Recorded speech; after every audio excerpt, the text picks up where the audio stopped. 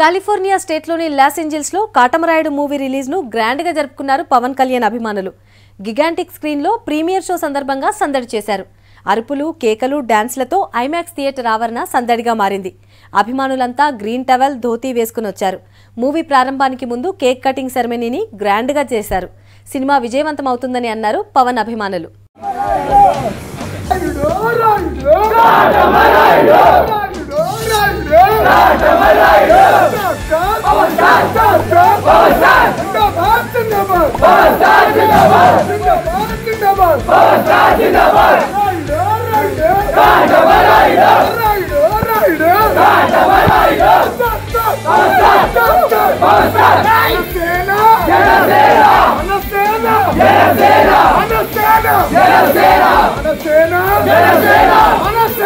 Jana Sena